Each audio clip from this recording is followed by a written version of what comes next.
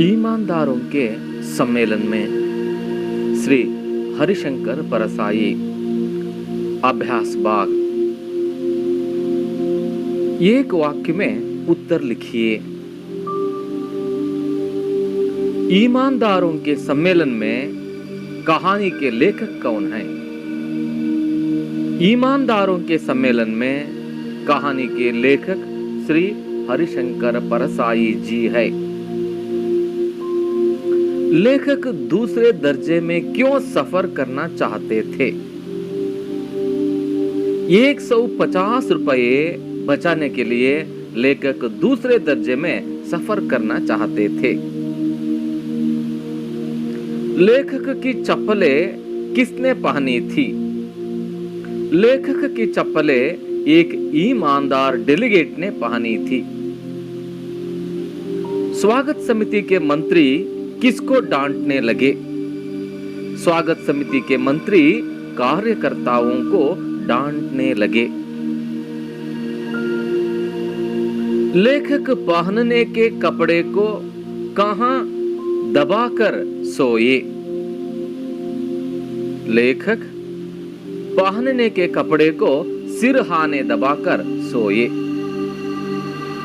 सम्मेलन में लेखक के भाग लेने से किन किन को प्रेरणा मिल सकती थी? सम्मेलन में लेखक के भाग लेने से ईमानदारों और उदयीमान ईमानदारों को प्रेरणा मिल सकती थी। लेखक को कहां ठहराया गया? लेखक को होटल के एक बड़े कमरे में ठहराया गया। सम्मेलन का उद्घाटन कैसे हुआ? सम्मेलन का उद्घाटन बड़े शानदार से हुआ। ब्रीफ केस में क्या था? ब्रीफ केस में कागजात था। लेखक ने धूप का चश्मा कहां रखा था? लेखक ने धूप का चश्मा होटल के कमरे में टेबल पर रखा था। तीसरे दिन लेखक के कमरे से क्या गायब हो गया? तीसरे दिन लेखक के कमरे में कंबल गायब हो गया।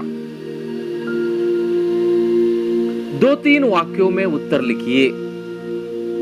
लेखक को भेजे गए निमंत्रण पत्र में क्या लिखा गया था?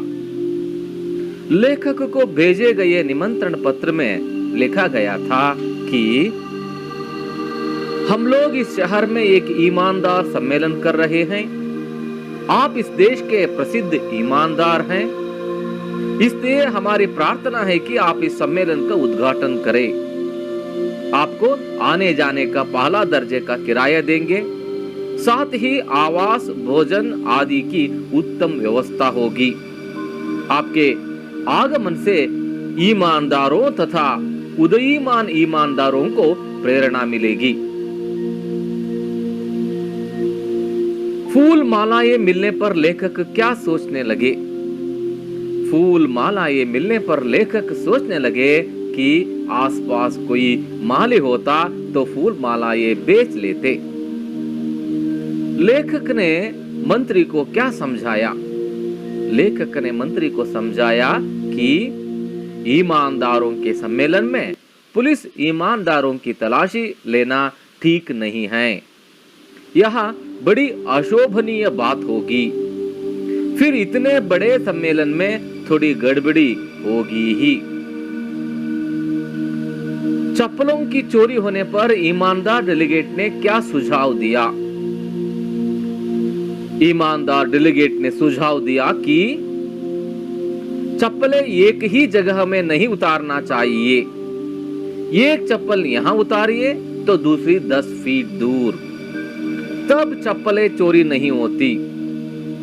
एक ही जगह में जोड़ी होगी तो चोरी होता है। मैंने ऐसा ही किया था।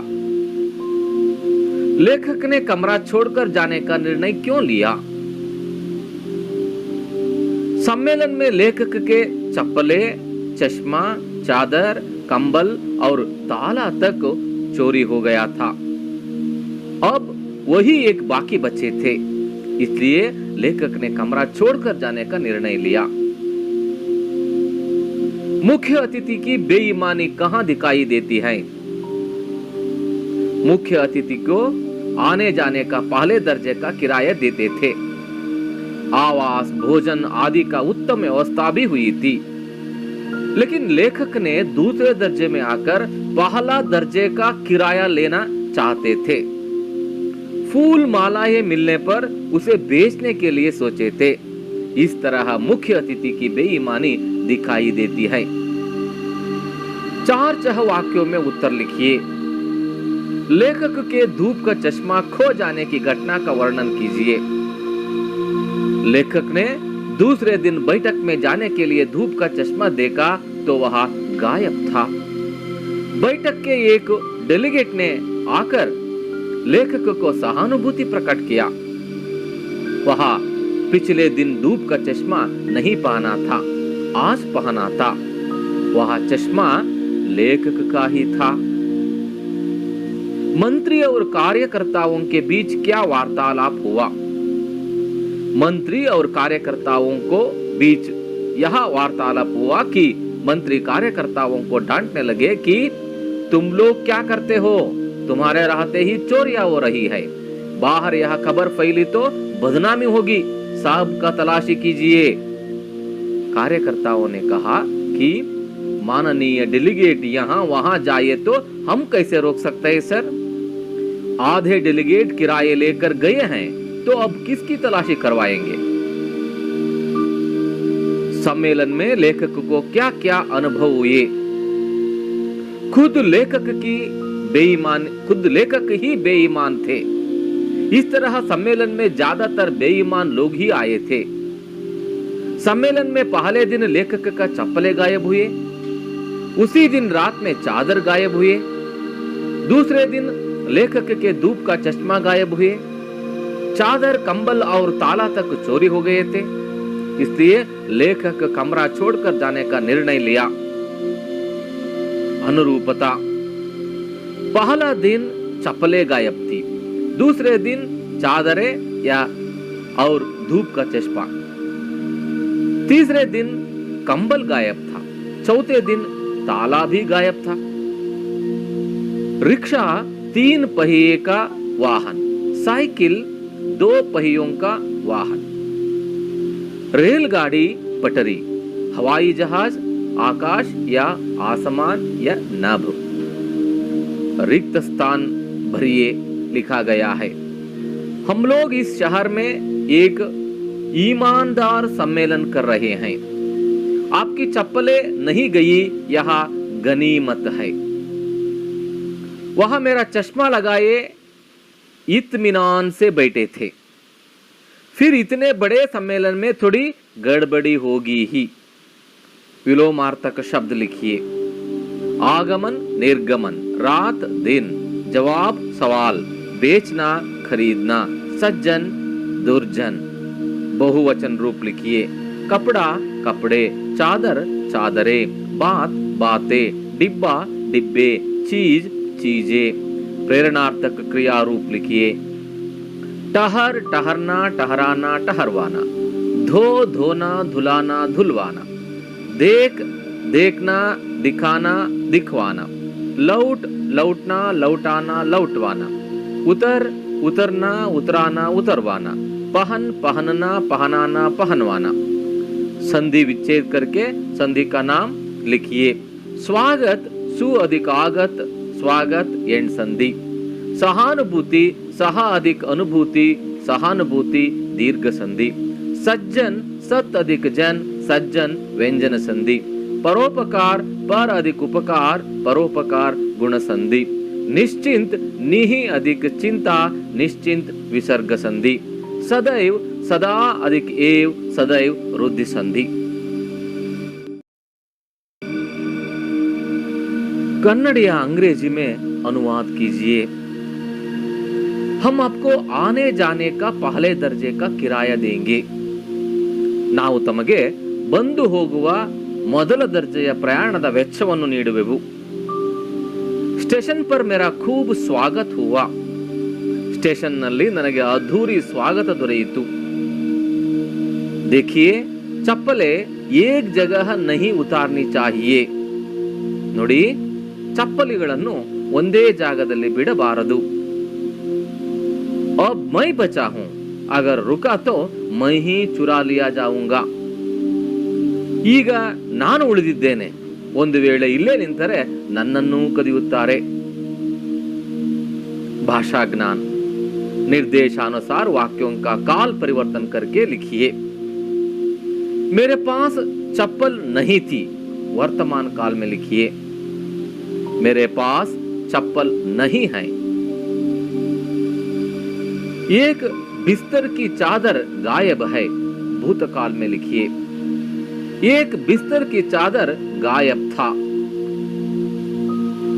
उसमें पैसे तो नहीं थे, भविष्य काल में लिखिए. उसमें पैसे तो नहीं होंगे. कोई उठा ले गया होगा, वर्तमान काल में लिखिए.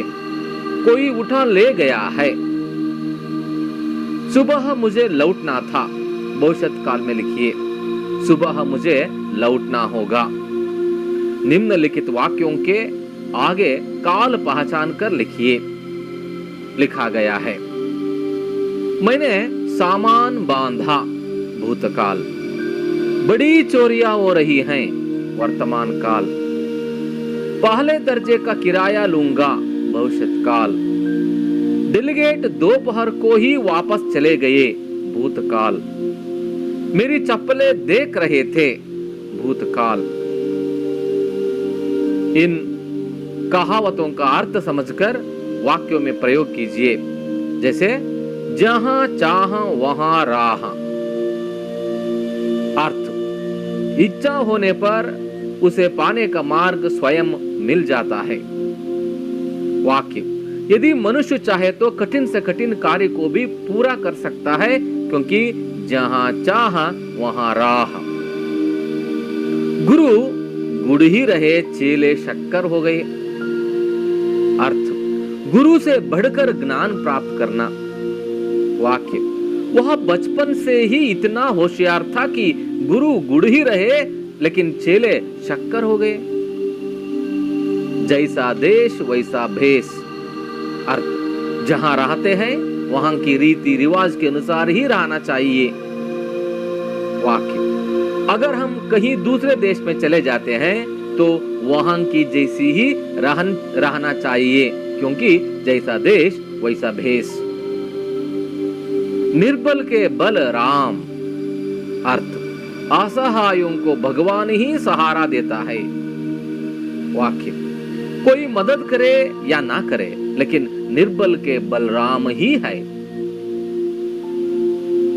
बंदर क्या जाने अदरक का स्वाद. मूर्ख सभी को अपना जैसा ही समझता है. वाक्य, उन्हें आदर करने की कोई जरूरत नहीं, क्योंकि बंदर क्या जाने अदरक का स्वाद. हाथी के दांत खाने के और दिखाने के और. अर्थ, अंदर से एक, बाहर से और एक. वाक्य, वहां आदमी जैसा दिखता है वैसा नहीं है, जैसे हाथी के दांत खाने के और दिखाने के और.